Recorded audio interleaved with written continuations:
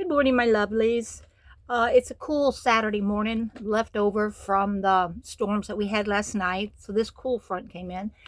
I really be happy when the weather becomes more solid. I know how to dress and I don't keep getting these little pop-up congestions.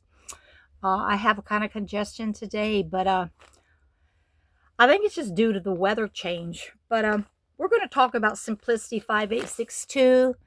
This little jumper here that I just made. I told you that there was some odd things about it, and so there are. One of the things that I find that was odd about this is that there's no hooks, no latches, no claws or anything to hold up the bib where you have your straps. You have it just sewn down. Um, I have never made a jumper like this. I've made really few bibbed skirt-like dresses. I think this is probably maybe even my first. I'm not sure. It's been so long. But if you notice something about this vintage pattern, it says size 14, bust 36, waist 28. Now, I had that 28 waist probably about a year ago after I lost all my weight. And my bust was even less than that, 34. But see, that's not a normal size for a size 14. And that's because this is a vintage pattern. Actually, if we could just throw away all the sizes and just do your measurements, and there you go. But I'm actually glad there's some kind of a guideline because it is helpful.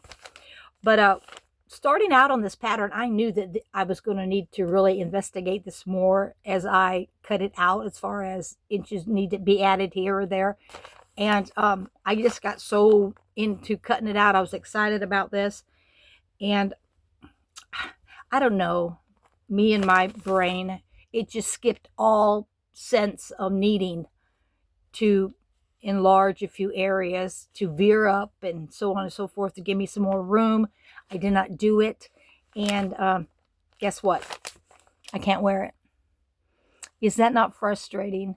But what it does is it makes me even more determined to lose those 10, 20 pounds that I've gained back so I can fit in this. It took a lot of work, and it wasn't hard work. There was some places on here that told me to do this or that, and I had to, I could have, I guess, taken the directions out and circled it, highlighted, and showed it to you. But just a thumbs up, whenever you're doing a vintage pattern, you've got to be more careful than I have been, and you've got to cross your T's and dot your I's and figure out what you're doing so you know that you're going to be able to wear the finished product.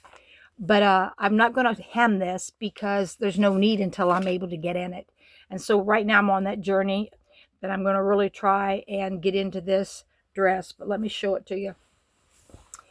It's all completed, and I love how my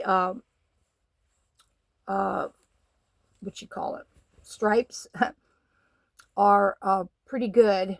I'm off a little bit, not bad, but of course it's got a zipper, and then right here is where you're going to put your hook and eye. But you can see what I'm talking about here. See there? And yep, see how it's like it's just put on the outside. So that's the back, and then this is the front of the dress. There again, it's got your broad over strap. It's got your midriff here, and then it's got these really huge pockets on both sides of the dress. There, and of course here. And yeah, I have way excessive, so I'll be able to cut that off evenly. I don't need to worry about that. But, and then the way the straps are, it's kind of like it bows out on the shoulder. See there? Let me see if I can show you. Do you see what I mean? So it rounds out off the shoulder, and I think that's a cute little additive there, the way it's made. And then of course here on the side where you put it on.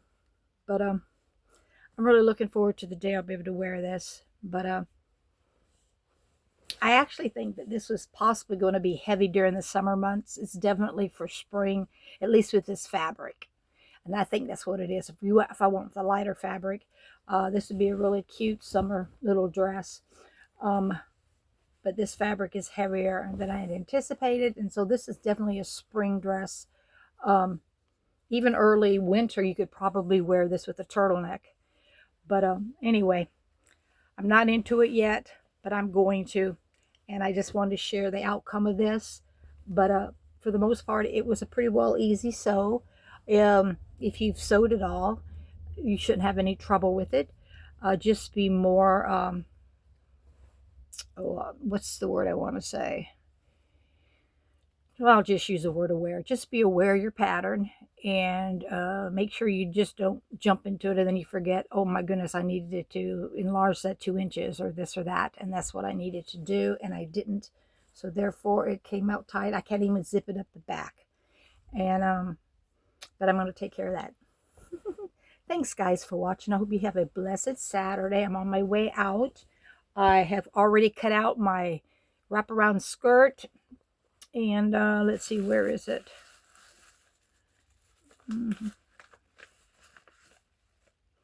Here it is right here in that pretty fruit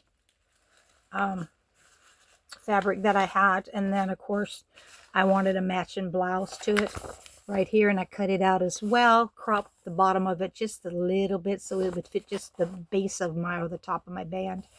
And this can be worn with a lot of other outfits too. This little blouse, but I thought it'd be cute maybe to go together with the skirt. And then again, maybe too much plaid or, you know, print going on. We'll have to see when it's all done. But anyway, I'm ready to start sewing that. And then I have some plans to do some other sewing.